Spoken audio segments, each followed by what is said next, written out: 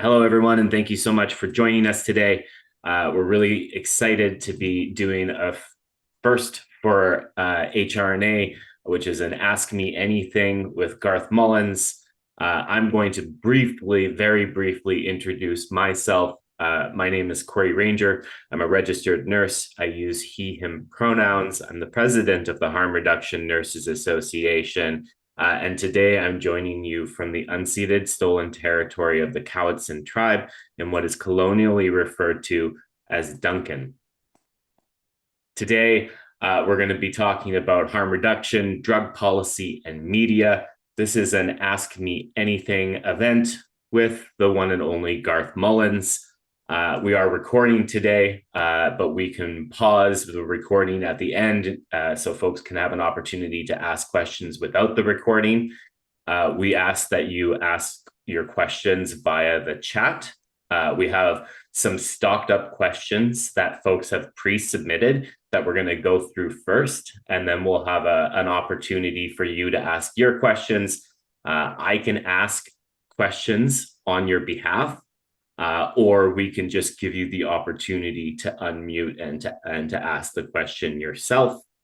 And so before progressing any further, whilst doing my own personal land acknowledgement, I would like to acknowledge that the Harm Reduction Nurses Association does work with individuals and organizations across all of Turtle Island and honor the life force of Indigenous people who have had their land stolen and who continue to resist ongoing genocide.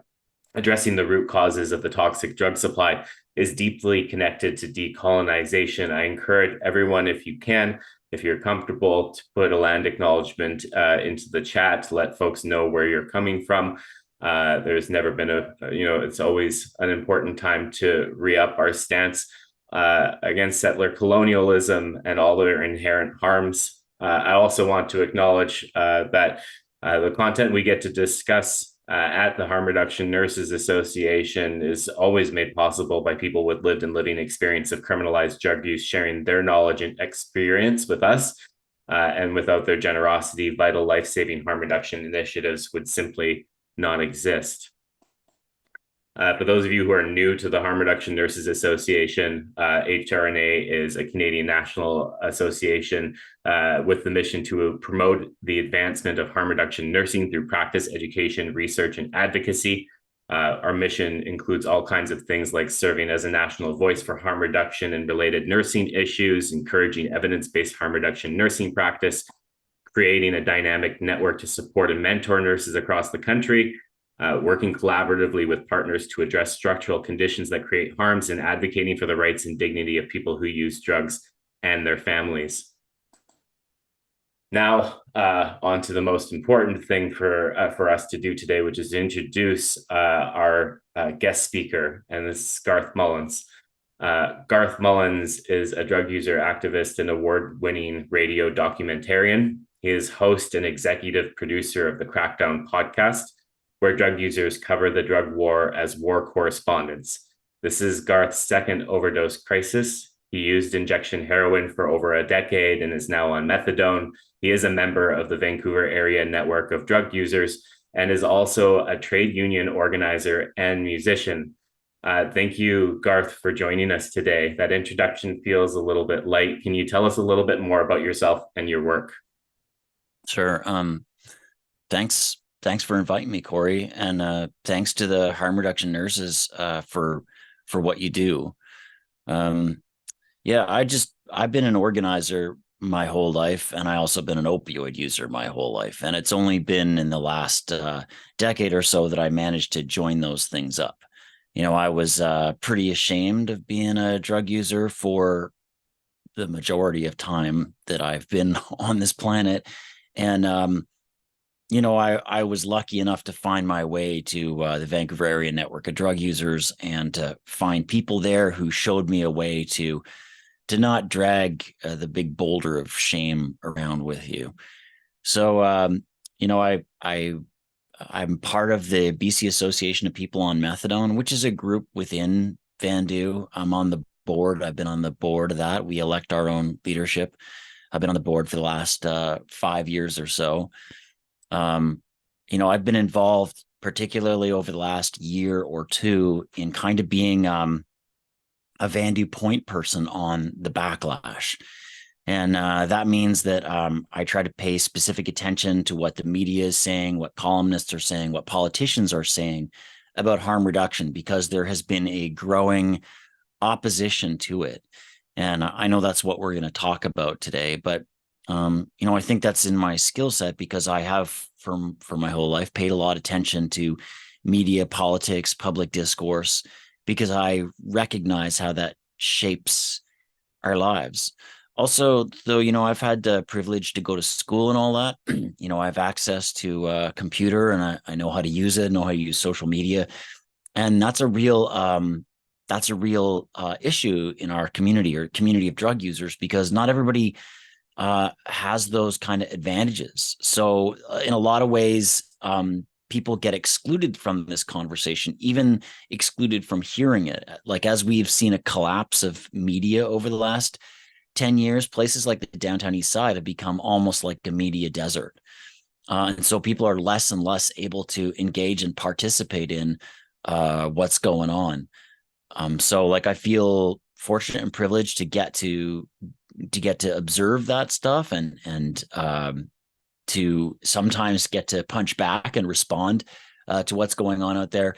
And along with a group of other drug user activists, we built the Crackdown podcast about 5 years ago because we wanted to represent our struggles better to the outside world.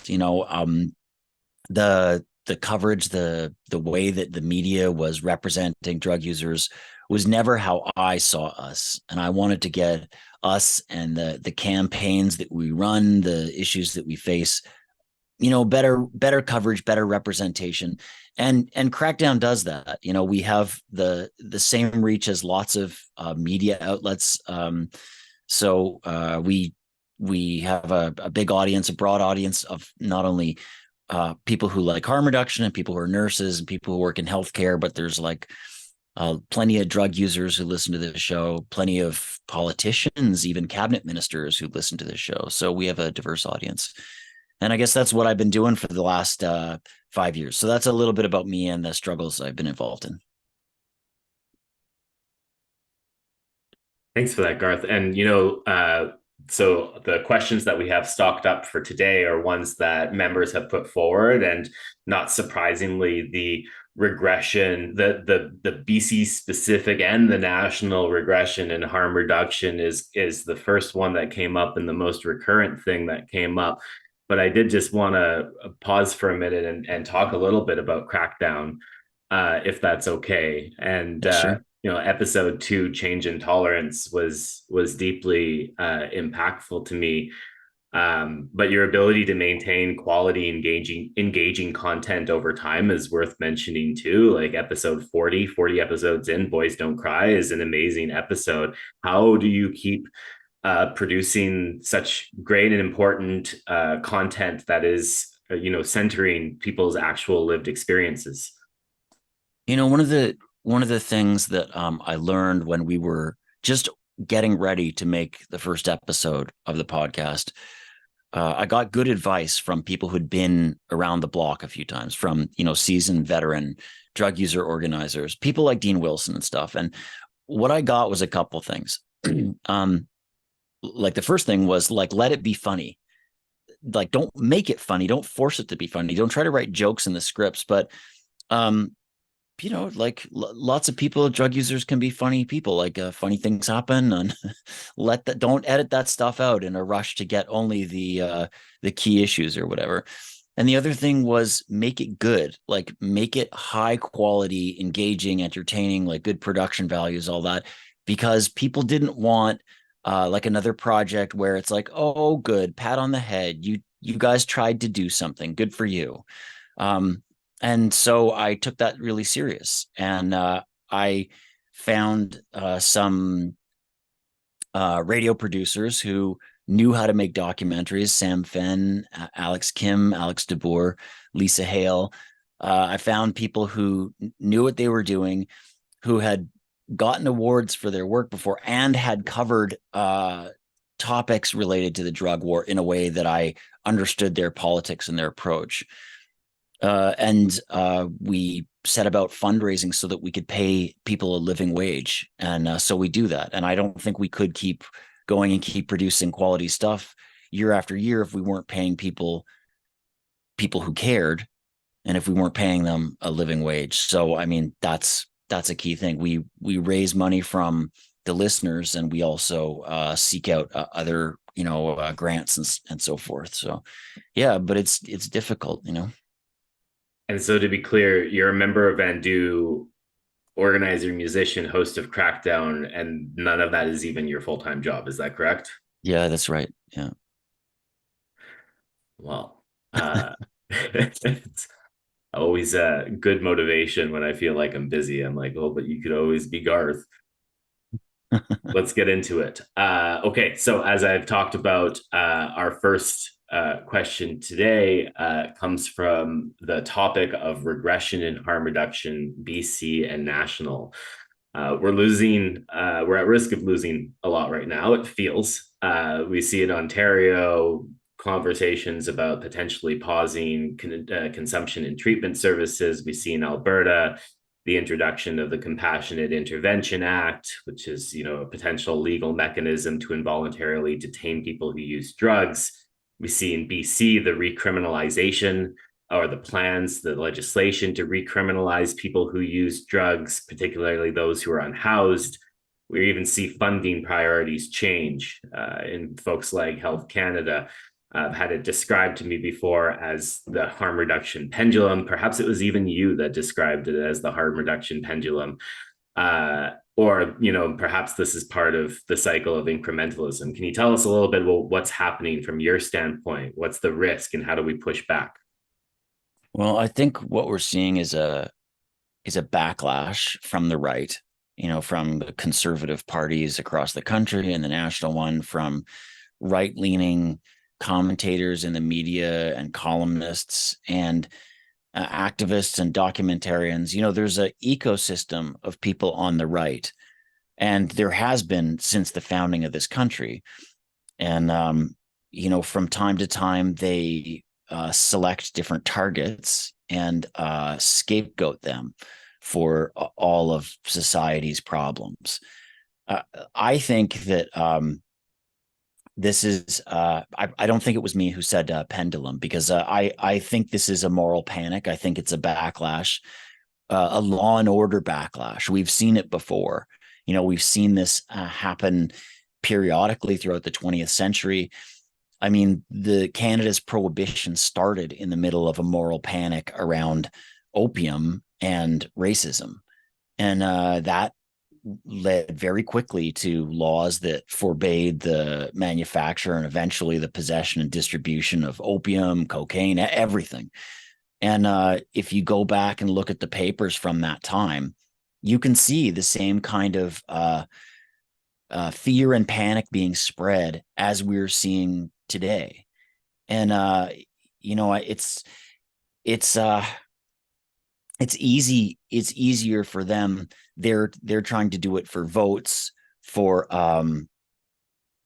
for changing society back, for changing society in a way that I think we all wouldn't like. But I also remember the times before harm reduction was mainstream or even institutionalized, when it was very, very marginal and just insurgent, and the ideas of some grassroots people, some grassroots healthcare workers, researchers, drug users, but nowhere near what it is like now. And back then, the media and political class were in consensus that drug users, me, were terrible monsters. And there was no room for anything else. And I think that this backlash, this moral panic, wants to turn us back to those times. And they want to erase the reforms that we fought for and won in harm reduction. But we've also seen attacks on all kinds of reforms since the 1980s, I think, since the time of Reagan and Thatcher and Mulroney and all that.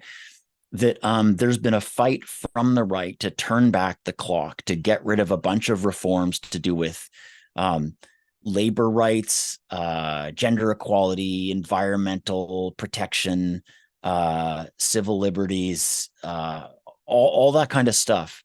Um, there's a push to turn it back, and it was only a matter of time before they found us. So I have been waiting for this to happen for some time now, and I saw the first itches of this, the sort of little attempts to do it in the in the pandemic. I think sometime during the first few waves of the pandemic, and I'm one of those people who believes it's not over. So I don't mean that in past tense, but and I think where we're what we saw then was, politicians and little groups trying out strategies. And I think Pierre Poilievre from the Conservative Party that became leader and very quickly realized that if there could be a well-spoken leader of that movement, they would be it would get legs, it would catch fire. And so he is that person. And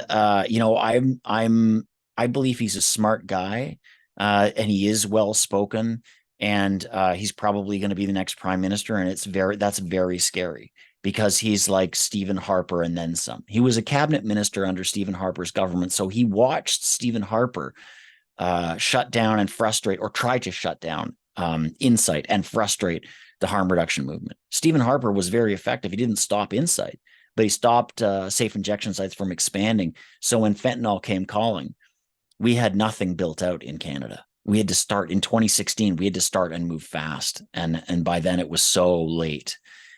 So yeah, I'm quite worried about what we're going to see. And just honing in a little bit on how overwhelming that can be. How do we push back against the political ideology that is guiding public policy? Well, how we it's the same way we won everything else. We have to organize. So it means a really big coalition of drug users and people like you all, like harm reduction nurses, academics, I believe trade union organizers, like people who are connected to this by interest, like parents, families, and people who have the power to make change in society. So we need to bring together a broad coalition. And we have won some of the reforms that we've won through having a broad coalition that then organizes, on the streets, on the airwaves, in the courts, everywhere. And we use that method, that social movement organizing model, um, not only to fight a backlash like this, but also to push government, because government doesn't do something because they have a good heart or they've seen the right research study. It's because we twist their arm to do it. Government goes where the most organized, best people at pressing them are leading. And I think that's true not only of drug policy, but of just about everything. And right now, we're not the best organized. The right are better organized than us. And so we're seeing the governments, the liberal government in Ottawa, and we're seeing non-right wing governments collapsing quickly to the backlash, and then right wing governments like the one in Alberta are already leading that charge. So this is a national movement, really a North American wide movement, and we need to organize just as big, just as broad, and push back against it. Great answer. Thank you. It's so in that same vein, let's talk a little bit about bias and misinformation in media. And it's not lost on a number of us that bias and misinformation in media can present itself in many ways. And it does, in particular, around things like harm reduction, drug policy, housing. We see it in really overt ways, like articles that equate people who use drugs to zombies, to less obvious ways, like the ongoing use of really terrible stigmatizing stock photos in media articles. Like the standard needle in a puddle picture that's been circulating for the last decade whenever a story about harm reduction comes out. What is it that makes harm reduction in particular so susceptible to bias and misinformation? I think the media it's hard to speak of the media as all one thing, right? Like the if you look at where a lot of the sort of editorial view of Canada comes from, it does often start in newspapers. And the biggest newspaper chain is Post Media, which is owned by an American hedge fund that has like the National Post and lots of your local papers. Your big major papers are mostly owned by Post Media, the Suns and all that sort of thing. And they have typically, had front pages that suggest that people should vote for the conservative candidate, like the last big election. They had a wraparound that said vote for Harper in 2015 and stuff. They have columns that are almost 90% are anti-harm reduction kind of columns. They cover stuff that you can't even tell really whether it's reporting or opinion editorial. So they're a very right-leaning newspaper chain. But then you have the CBC, which is maybe the biggest media source in Canada, because they have online TV and radio, and they're different. They're sort of more like just in the center. But I think we have to be careful of things in the center, because if there's a lot of gravity on the right, the center line moves to the right. The center is always relative, right? So the center kind of gets drug over to the right. And in Canada, I think mostly we have a right wing and a political center. I don't really think we have a left wing in Canada, in the news media or really in politics. I mean, by the rest of the world standards, we don't really have a left wing in North America exactly, at least not in most mainstream party politics and mainstream news. So like you take all of those things and you realize that just last week, CBC is having a 10% reduction in their staff. They're getting rid of 600 people. There's going to be more cuts ahead. And we've just seen the media be sliced and sliced and sliced for the last 15 years. And that means that we used to have beat reporting, right? So we used to have people like Andrea Wu. There'd be a lot of people who were on a beat who would get to specialize in harm reduction and the toxic drug crisis, right? Something that's killing so many people in this country. Every big outlet would want to have a beat reporter that followed that. Well, in the country, we only really have a couple, and now one of the people who reports and writes on consistently on harm reduction is opposed to it, Adam Zivo. So like the fact that we've seen a great reduction in reporters means that most people are turned into a general reporter instead of a specific beat reporter. It means that people have to write a bunch of everything, and that a lot of people are writing 3 columns a day. So they don't really have time 3 news reports a day or something like that, and more. So they don't have time to figure it all out and go deep on stuff. Mostly they're just writing off of press releases, and government take great advantage of this. Government make things so difficult to follow. Like the government of British Columbia has announced and re-announced spending. So I can't tell how many beds or how much they're spending, because they announce it and re-announce it. So you see an announcement, you don't know whether it's new or old. And I think it's hard for the media to parse that as well. And now the government of British Columbia employs more journalists than the news media. They have the biggest newsroom of any organization in the country, if you put all of their communications people into one room. And so the communications people are there to, try to spin the government's view of things. So like just based on resources, I think it's very difficult for the media to get through. So when we're speaking to the media, I'm saying this analysis is important for when we're speaking to the media. We got to keep it in mind, right? Like they don't have the time to figure out all the details. like we do.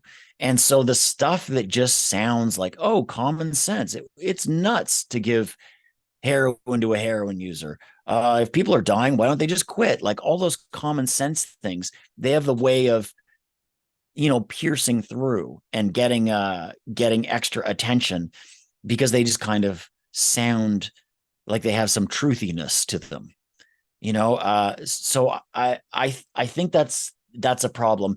And the media, at least most journalists sort of and most editors seem to be in that political center space, except for more conservative outlets like the Post Media. And when that center changes, when harm reduction, instead of looking common sense, starts to look like a radical fringe idea again, then that's how it gets treated by the press. The press are, they often are, you're taught in journalism school to be objective, but I don't think that's a real thing. I think that people are looking at multiple sides, and journalists are looking at multiple sides and just taking this sort of midline approach.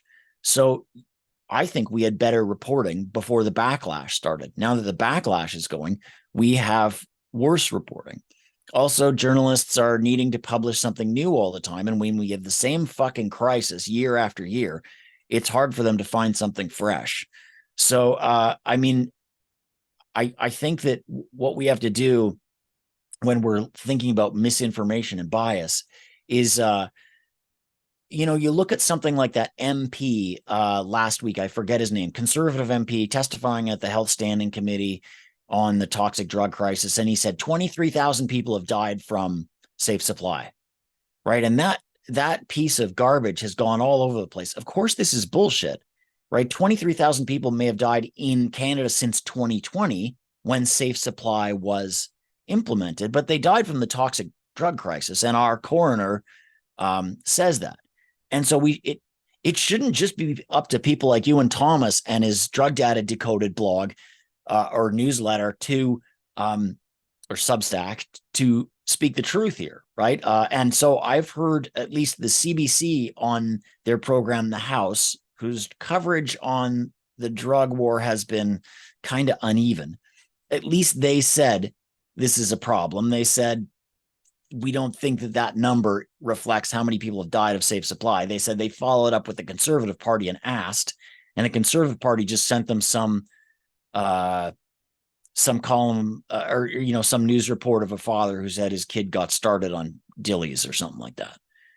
So like that's an example of the news media doing their job, but they're not going to fight our corner for us, and the news media are going to be often on that center line instead of on truth or on what we would call the truth. Like they're going to stay on that center line, and when that center line drifts right, they're going to drift right. And I'll just finish my answer here by telling you this story. I got asked to come to the Canadian Association of Journalists conference in April to give to be on a panel with some other journalists who are covering. And I was appreciative that the Association of Journalists recognizes me as a journalist. So that was good. And I was on with a few other journalists who cover the overdose crisis. And I said to the room, there is a moral panic and a backlash growing in this country. And I would just plead that all of you are not part of it. Don't become part of it. And all those people were with me right up until I said that. And they all looked at me like, what? We're journalists. We'd never be part of something like that. So I think they don't even see themselves part of it. But sure enough, half of that room has gone and taken the bait, and bought this thing that safe supply is what's killing people. And that statement, you would not find that anywhere a year and a half ago. And now that just seems to be like this common trope, So yeah, thanks for the question. Yeah, no, I think that's great. And that is a wonderful segue into our next topic, which is how do you recognize and respond to misinformation? So sometimes I've written to the editor or replied directly to a journalist. Other times I've worked with others to write a response like an op-ed. All of this, I would say, have garnered mixed results. I think, I once got a media outlet to change their photo that they were going to use once. But what kind of advice would you give to our members or other attendees on how to recognize and respond to bias and misinformation in the media? That's really hard, right? Because I've struggled with this one a lot. I remember when we made an episode about the vaccine, right? When the COVID vaccine first came out in January of 2021, or it first looked like it was going to be available to us, to the public, right? I thought, oh fuck, drug users are going to be at the back of the line, right? Because you're probably going to have to register and do this and that and jump over this and that and have ID and blah blah blah. And lots of us don't have that.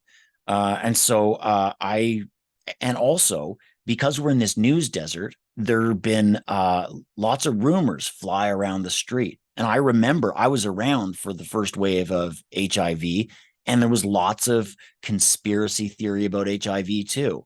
And so I was really worried, right? So we wanted to make an episode where we cleared up a bunch of the myths and rumors, like there's not microchips in there and they're not tracking you through 5G satellites or some shit.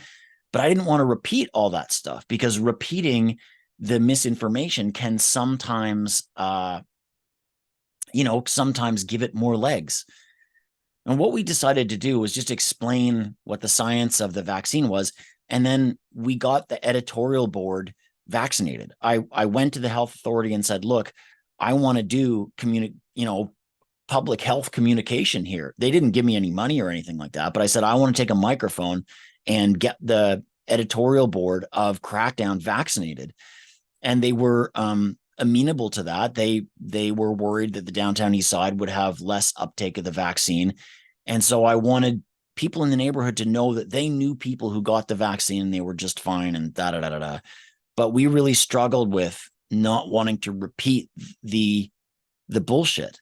And I don't know how to do that now. And I think about the guy, the MP last week, who said 23,000 people have died from safe supply. And, I have replied to that guy on Twitter, and so have a lot of people, to point out that it's bullshit. But, it's just like that statement is having more traction, more legs, has gone further than anything else from that health standing committee. And I think that going back to World War II, people don't know exactly what the best method for confronting this is. And so I'm not going to pretend that I have some answer. I know what I do in my communications is I spend most of my communications effort through Crackdown and just tell the stories of people who use drugs and how they experience things. And like, human beings respond to the stories of other human beings. And it's just like, you can't deny the truth of someone's story, the way we tell it. And I think that goes a long way. But I mean, I really don't know what the answer to this one is. I think you have an obligation to make sure that your own people are not suffering from disinformation. So at Vandu, we do like political education as part of part of our activism, so that we all can share and talk about ideas, and so most of Vandu, for example, believes that COVID is real and thinks that the vaccine is good. And most people have vaccines. There still are one or two people of our thousands of members that are not sure about that. But, I feel like maybe the starting point is to make sure your own networks, your own people aren't buying into it. And for your guys, your nurses, right? And so that's your own community. And that's really important. So to communicate to your own membership, and then have your own membership communicating out to the world about what is the truth, so instead of saying, oh, no, 23,000 people didn't die of safe supply, I guess what we would do is we would communicate out the stories of people who've managed to stay alive and had their lives radically improved through safe supply. But even then, the old adage is true that a lie travels a lot faster than the truth. This is such a great answer, and it's such a complex subject, right? I was just reflecting on a study recently from MIT that showed falsehoods are 70% more likely to be retweeted, and that false news can reach 1,500 people about 6 times faster than the truth can. And I love that suggestion about being on the same page internally before trying to influence or sway other people, or not, buying too much in or validating too much of that narrative, but uplifting actual stories and evidence rather than trying to be countering people all the time. I also just am reflecting on some of the comments here. Kinnan in the comments saying it's such a bad game of telephone where the statements are so distorted by the time they're printed or reported.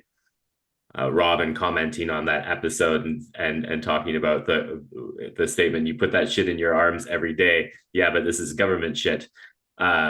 And That's true. Yeah. Kari saying the confirmation bias gets exhausting, and Eddie that the Alberta has a really crappy article about the failures of SCS and it's cited all the time. There are calls to get it retracted, but is there anything else that the general public can do to call attention to its bias and inaccuracies?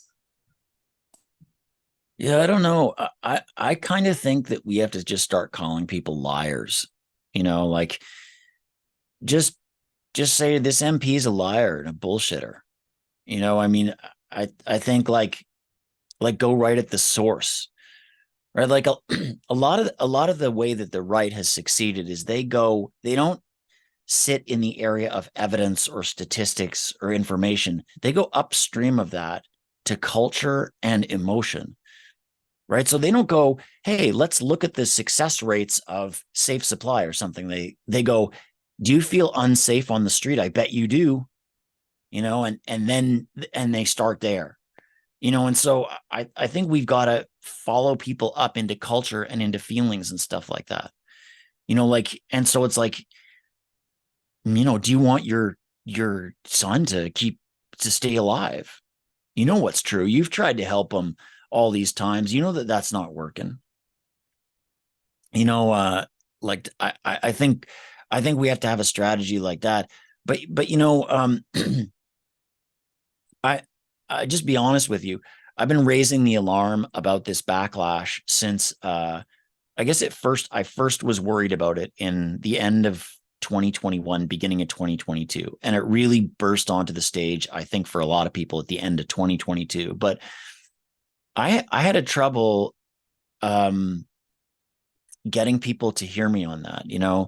I just felt like I was saying, oh, the sky is falling or something.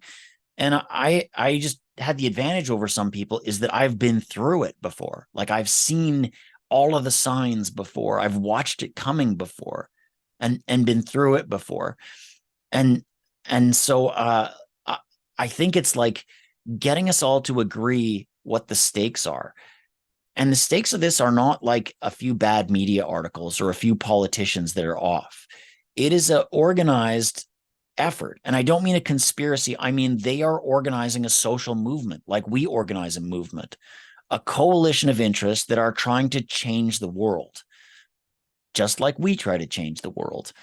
And so we have to organize and we have to decide that this is a real threat to everything we stand for, that Pierre Poilievre could send us back to the early 90s.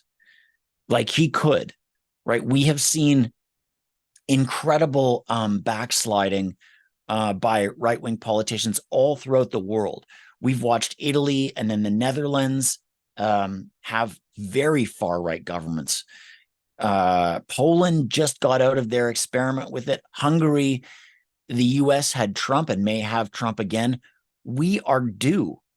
And we're going to have to get together, not just organize all of the fractured parts of the harm reduction and drug user movement, but all of progressive movements are going to have to come together. We're going to have to be working alongside trans people who are getting attacked by these same forces. We're going to have to be working alongside trade unions who are also getting attacked. We're going to have to build a big, broad coalition because this could wipe out everything that we've fought for 25 years. And I don't say that to drain people of hope. I say that because to me, this is an inside conversation. This is a conversation amongst comrades inside of a movement, and we have to know what our enemy is doing. And what our enemy is doing is being better organized than I have ever seen them. And we are poorly organized. And I'll tell you why, because we had successes several years ago, and we managed to institutionalize some aspects of harm reduction. And when things get funded and institutionalized, they get removed from the trenches, from the fight, from the hands of grassroots activists and organizers, and put in the hands of bureaucrats and technicians. And really, that's as it should be. Like, we shouldn't have every activist constantly and forever running a SCS out of a tent. I'm not saying that, but this is part of the reality of when what you fight for becomes institutionalized or becomes so successful that it seems normal. So that's where we are. We have to rediscover how we were 15, 20 years ago, when we were in the trenches and fighting for every step forward against governments that were our complete opponents, not governments that appointed a minister to cry crocodile tears and give, little half-measure pilot programs. That's what we have to recover. We have to recover that sense of comradeship with each other and militancy.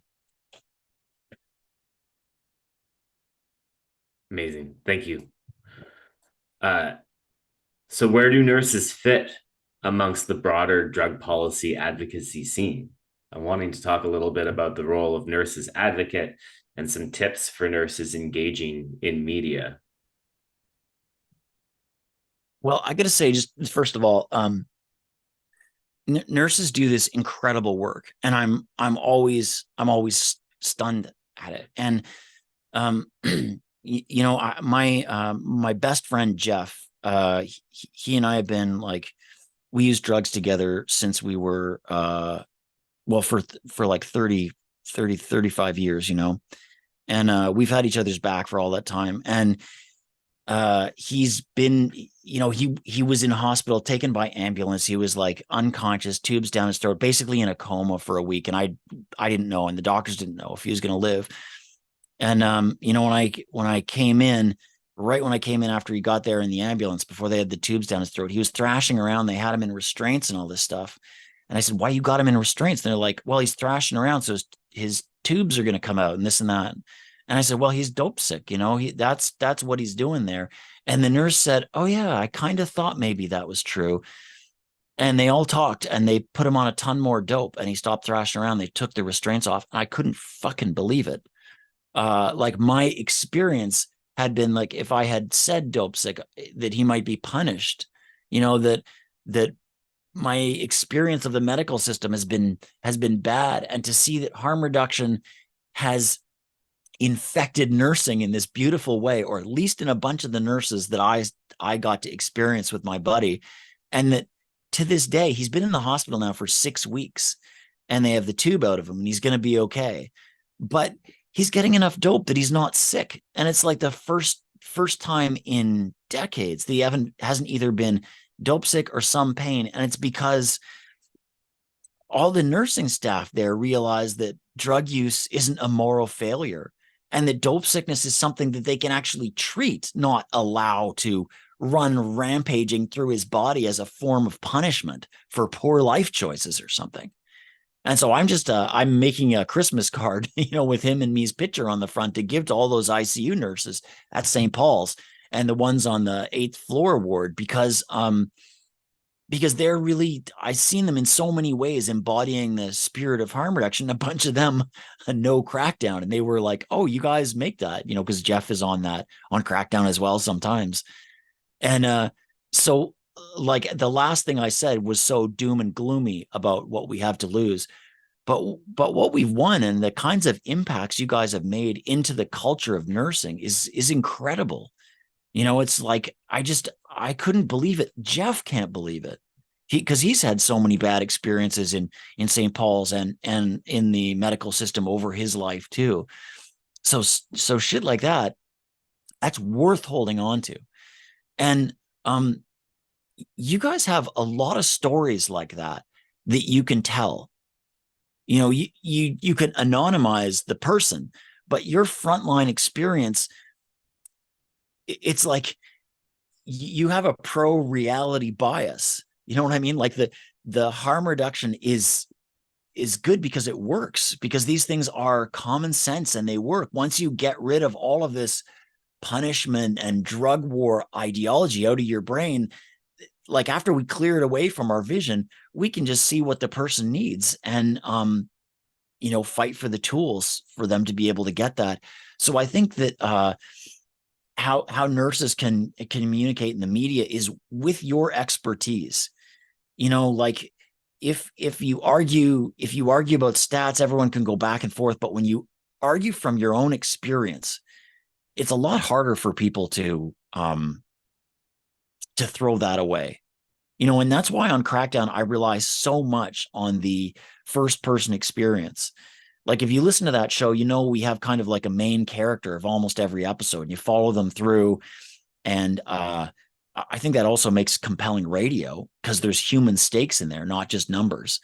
And I think that's a good way of getting to people, because we're not winning a debate with the Cambridge debating rules or something like that. We're trying to win hearts and minds. And really that's a lot of what wins hearts and minds. Now, Crackdown also uses academic sources. Our transcripts are full of footnotes, and we have a sort of an intellectual academic research advisor on every episode. We have somebody who's in the back there, the expert on the thing, who we talk to make sure we're getting it all right. But the thing that wins people's hearts from the show is the story of the person, the character. And you guys live that all the time. And so I think that's a great thing to rely on. And you don't just have to do it off the cuff. You can do it really strategically. You can all talk about the kinds of experiences that make the most compelling stories, and think about, with your own families and your own communities, what are the kinds of stories and things you've told that really punched through, that really brought a dinner table conversation to a stop, or really convinced old crotchety Uncle Albert there to take a second look at his ideas or something. Because I know everybody has something like that, right? And I think we should not be afraid to use it. Like, your lived experience is really valuable, just like mine is as a drug user. Yours is as frontline nurses. You've seen it. Like I know, like, having talked to Corey over the last bunch of years, I just know how deeply invested you are in this, your heart, your soul, your spirit, and you connect to the people that you provide nursing to. You have over the times where you've been frontline, right? And like, that shows through in how you talk. That shows through in how you present yourself, and that authenticity, that goes a lot further.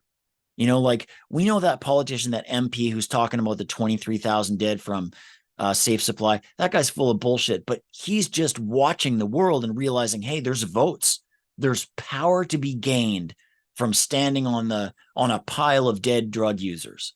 There's high office to be reached from standing on a stack of corpses. He's realized that. A lot of people have realized that, but they don't have what you have. They don't have the weapon of first person experience, of frontline experience. And I just think that's really worth it. And so dig deep into your own lives, your own collective professions, and you'll find that stuff that's really convincing. Oh, and what was Found the other that. question was, what was your role in the struggle? You guys are, you're part of the coalition, your comrades, we're all in this together, And so we got to figure out, how do our organizations all work better together? How do we like show up for each other's AGMs and stuff, so we all kind of know what we're doing, know what our campaigns are? How do we all figure that there's one campaign that we share together? I think we got to be doing more of that sort of thing. So the harm reduction nurses, the moms stop the harm, Vandu, so that we're all walking in lockstep. I just found that incredibly powerful. Thank you for what you said. And I'm also just reminiscing on my own experience. There's times where, like, I don't think the majority of people who are making decisions actually know what's going on. And my position as a nurse hasn't been anything glorified to the sense of a doctor or a journalist, but I've actually been able to say, like, well, hold on, that's not actually what's happening. This is what we're seeing. and to be able to communicate that clearly and to at least shed a little sunlight on the rhetoric has proven to be an effective strategy for sure. Yeah, so like the Health Standing Committee, the Federal Health Standing Committee, they're having hearings right now where there are these right-wing people who are filling the space up with bullshit.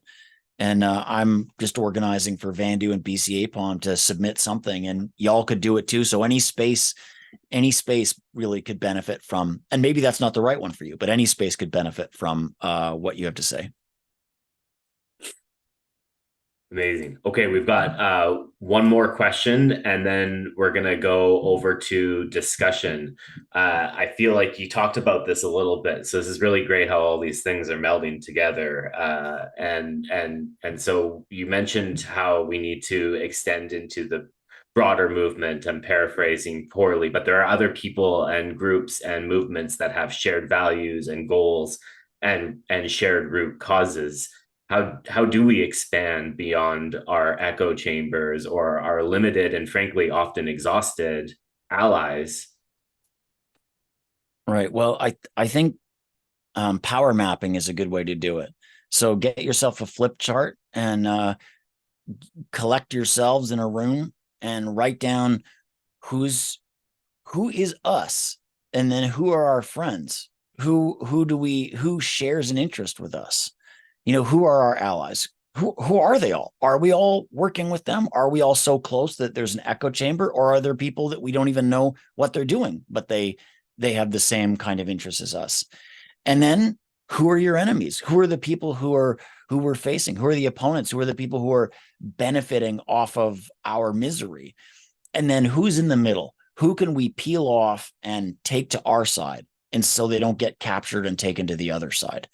And then just say, first, we got to solidify up that first page, that friends and comrades. We got to tighten the links between them. So you just start with one organization, start with whoever's closest to you and bring them closer, and then, you have basically the diagram for a movement that way.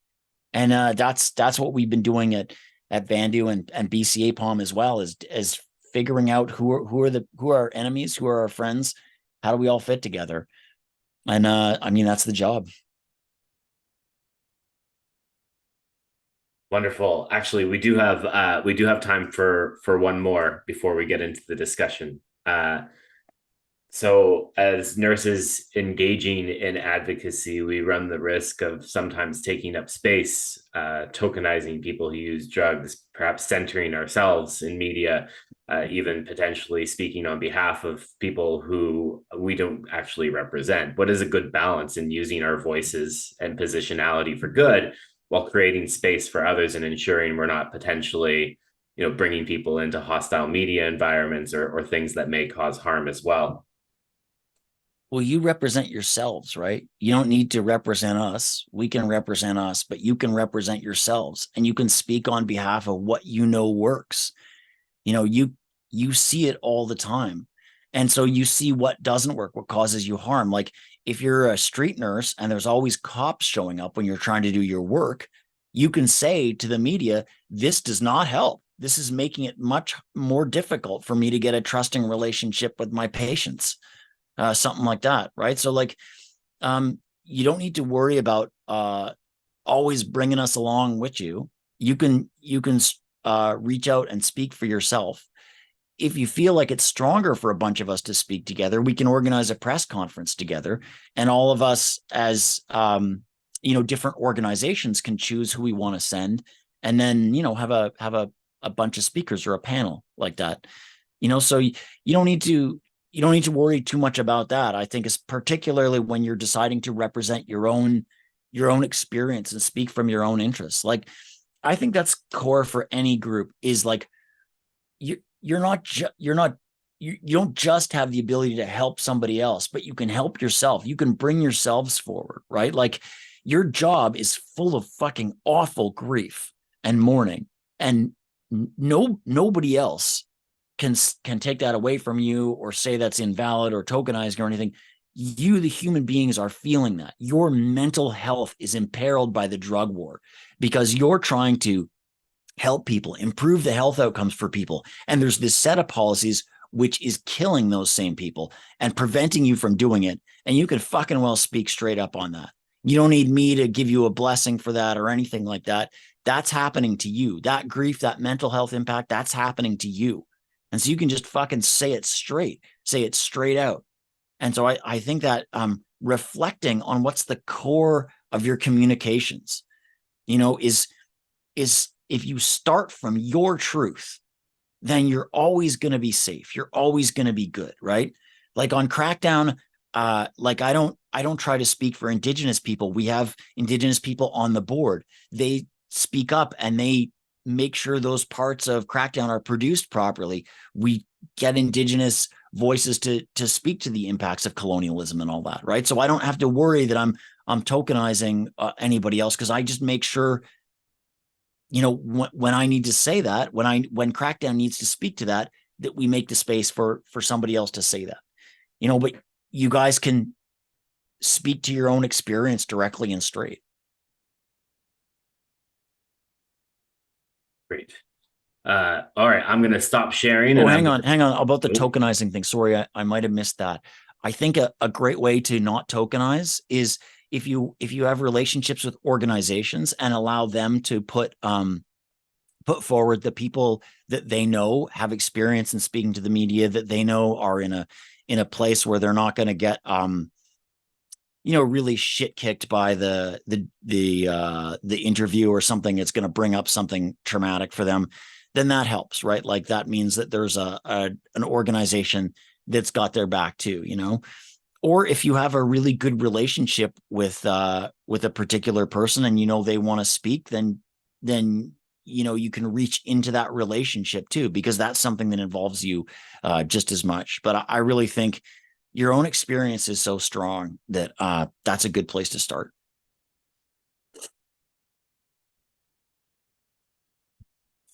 Great answer. I'm going to stop sharing now, and I'll also click stop on the record. But before I do, I want to just extend our gratitude for you, Garth, for all of the work that you do, for taking the time to speak with all of us today. We're going to have some time for some questions that folks can just unmute and ask or raise their hands. But I will make sure that I stop recording so that they can feel a little bit more comfortable doing so. Well, thank you, Corey, and huge respect to the nurses. And I know you guys stay safe, keep 6, and let's do the Q&A.